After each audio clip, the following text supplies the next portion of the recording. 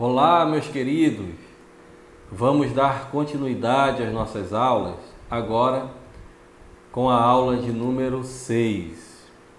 E nesta aula vamos falar sobre a obra da Ednéa Mascarenhas Dias, A Ilusão do Fausto, em especial o capítulo intitulado Espaço Urbano, Preservação ou Segregação, que é o último capítulo do livro dela, né?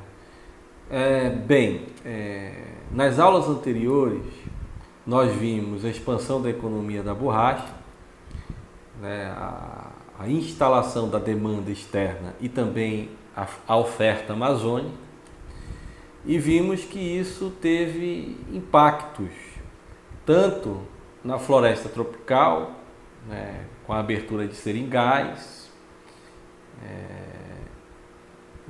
que os seringais eles eram a unidade de produção, né?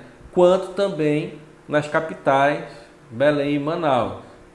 As capitais que nesse período sofreram profundas transformações urbanas, que mudaram o seu espaço urbano, que mudaram o cenário urbano que ambas tinham, né?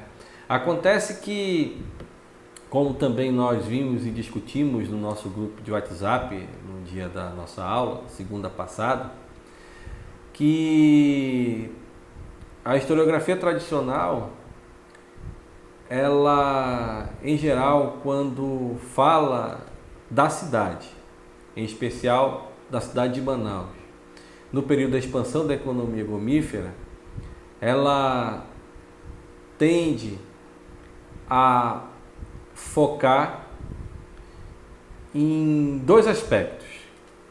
O primeiro, justamente essas transformações urbanas pelas quais Manaus passou, por exemplo, né? Quer dizer, as pontes de madeira, cedendo espaço para as pontes de ferro, um ferro vindo de Londres, né? Os igarapés sendo aterrados, a arquitetura Arte Nouveau, o teatro, né, os bulevares, as ruas largas e perpendiculares, esse novo cenário, com os equipamentos urbanos modernos, né, energia elétrica, bonde, né, um porto flutuante que se adequava à subida e à descida do Rio Negro.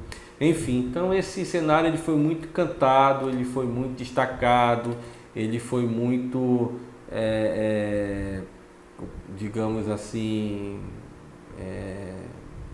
sublinhado como um período de prosperidade, de riqueza, etc. Então esse é um aspecto.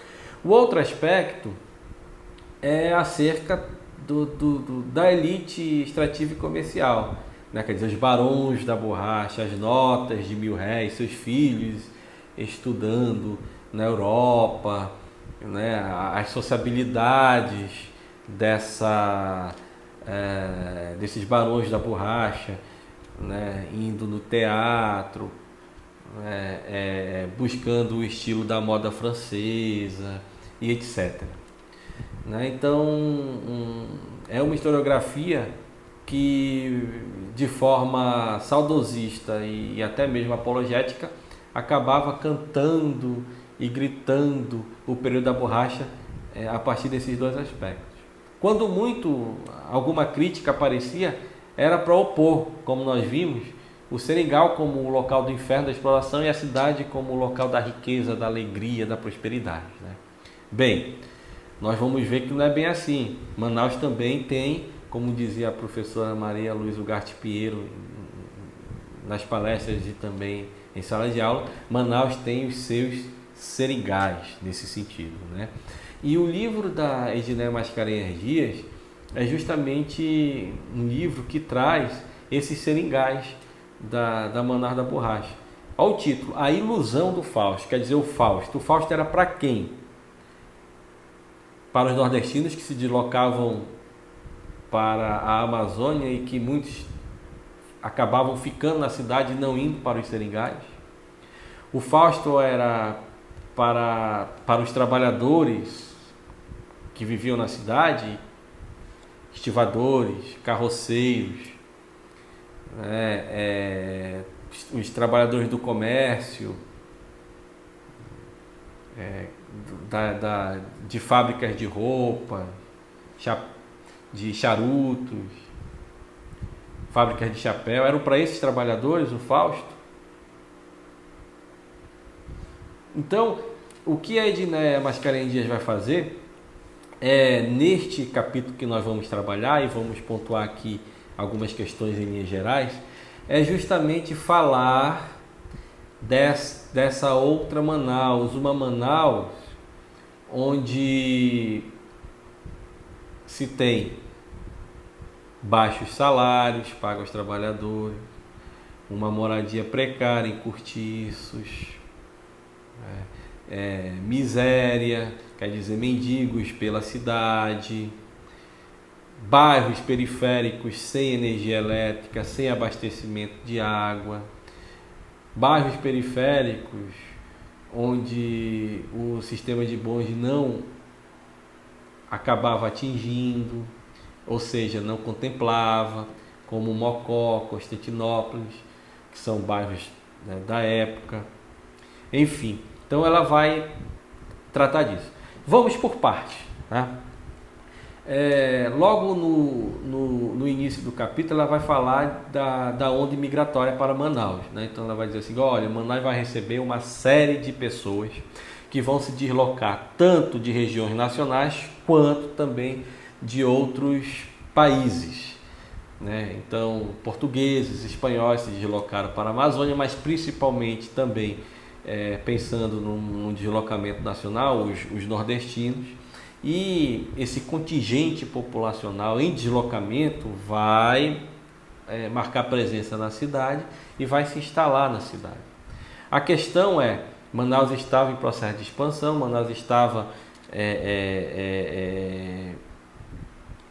passando por essas transformações, havia uma propaganda muito forte falando que Manaus era o local, a Amazônia e Manaus eram locais onde era possível, né, ter uma oportunidade de vencer na vida, de viver melhor. Então muitos embarcaram nessa ideia, e sonharam com isso e assim se deslocaram para Manaus, né? E aí um problema muito sério, né, de acomodar essas pessoas, porque mesmo a praça comercial em expansão, algumas atividades econômicas urbanas avançando, por exemplo, a construção civil, as próprias fábricas, as indústrias, os setores de serviços nas mãos das empresas estrangeiras, por exemplo, o porto estava sob a administração da Manaus Harbor, né, os bondes da Manaus Trams, né, o sistema de esgoto e abastecimento da Manaus Improvements, então, que também ofertavam trabalhos, porque aí muitos eram absorvidos aí, mas com um contingente sempre crescente não foi possível atender a todo mundo, né? E então aqueles que não foram para os seringais acabaram ficando na cidade, indo para o mercado informal ou até mesmo ficando na rua e pedindo dinheiro, um prato de comida para aqueles que ali passavam, né? E isso foi tido como perigo pela elite extrativa e comercial da época. Por quê? Porque ia de encontro ao projeto de cidade pensado e colocado em prática pela elite extrativista e comercial local. Então, o que eles queriam? Uma cidade moderna, harmônica e higiênica. A Paris nos trópicos, né? Porque a referência era Paris de Haussmann. Então, ter mendigos nas ruas, né? Práticas culturais como banhos nos igarapés, criação de porcos, de hortas, a forma de moradia também, né? Casinha simples, com palha, taipa, ou seja, tudo isso representava, né, o atraso, tudo isso ia de encontro a esta cidade idealizada, né, e que a elite extrativista e comercial queria implantar. Então, tudo que destoava dessa cidade moderna, higiênica, né, elegante, harmônica, que eles queriam, então era preciso eliminar, era preciso acabar, né, era preciso, no mínimo, esconder. Então, o poder público, atendendo a esses interesses desses grupos, né, de elite, eles vão então implantar uma política de pressão, exclusão e dominação, através de instrumentos legais que visavam ordenar o espaço e o seu uso também, ou seja, moldar comportamentos nesse espaço novo que estava ali se construindo. Então, se nós pensarmos, né, nos setores populares, aí incluindo os trabalhadores nesses setores populares, nós temos uma política de separação e isolamento. Como separação e isolamento? Né? Uma tentativa de retirar a moradia popular, retirar a forma de viver mais tradicional daqueles que habitavam o perímetro urbano da cidade. Então, se fazia, por exemplo, exigências, né, de como construir sua casa, construção de fossas. Então, quem não tinha condições de fazer isso tinha que se retirar da área central da cidade. E muitos acabaram indo para as regiões periféricas, né?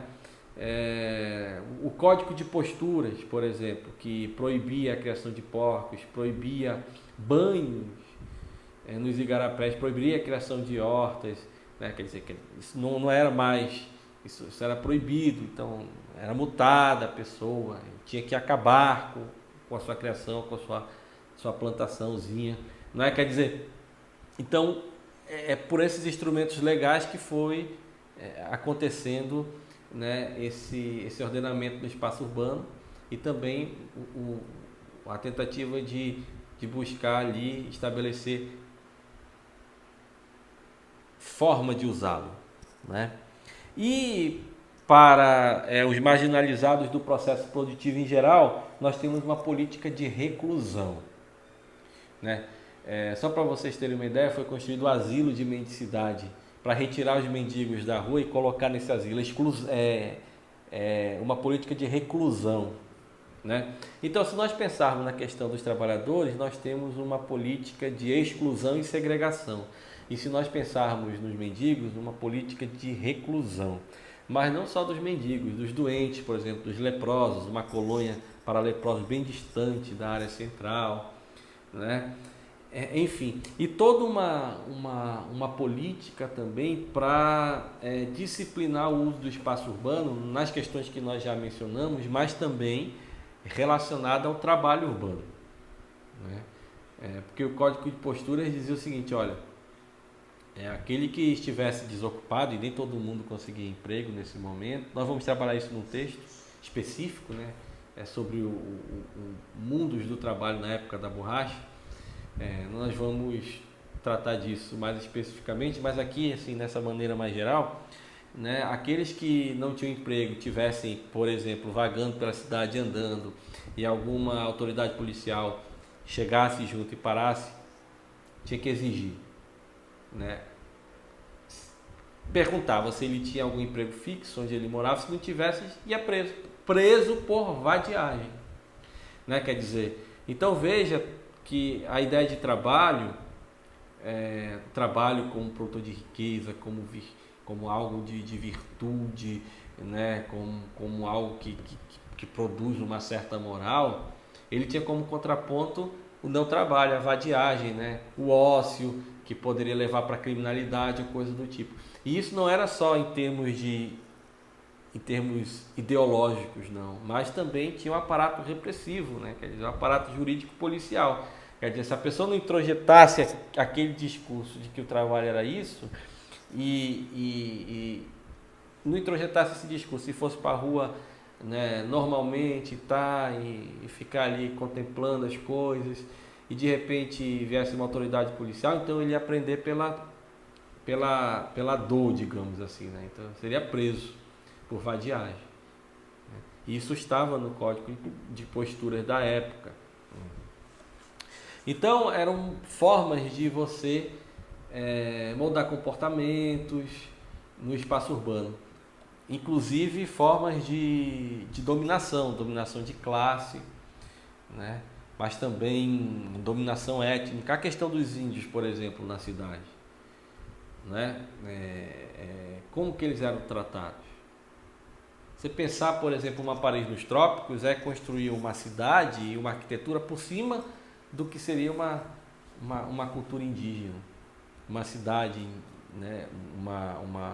Uma cidade que foi se construindo tendo por base uma cultura indígena. Então, práticas culturais condenadas, formas de comportamento recusadas, tudo isso, né, o poder público foi tentando eliminar a partir de instrumentos legais aí implantados, né? E ela vai dando exemplos aqui também daquela cidade que se queria eliminar, daquilo que a elite extrativista e comercial não queria, né, para o seu projeto de cidade. Então, os mendigos, os jogos de azar, a prostituição, muito embora os barões da borracha frequentassem casas de prostituições, né, e tal, mas aquela prostituição mais da rua, da esquina, eles condenavam enormemente, né? Quer dizer, falso moralismo não é de agora, né, gente? Então, isso já era visto aqui.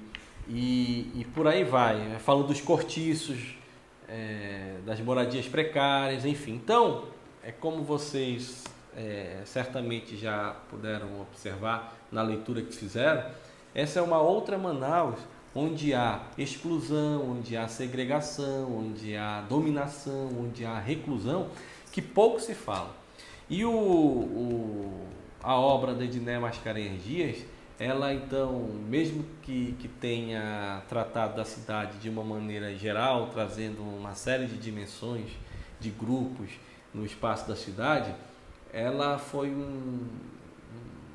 uma obra que abriu caminhos para que outras pudessem então avançar nos estudos, né, de categorias profissionais específicas na cidade, de greves, de movimentos sociais, das mulheres, etc. Então, é uma obra importante nesse sentido, né? Então, veja, o Fausto não era para todos. Bem, turma, então, em linhas gerais é isso. Vamos avançar na próxima aula a partir da obra da professora Maria Luísa Ugarte Pinheiro, falar um pouco sobre os estivadores e, através desta categoria estudada por ela, né, adentrar no mundo do trabalho nesse momento da borracha e agregar também outras categorias para a gente falar desse universo urbano de Manaus, do trabalho urbano em Manaus. Tá bom, gente? Então, até a próxima aula. Até lá.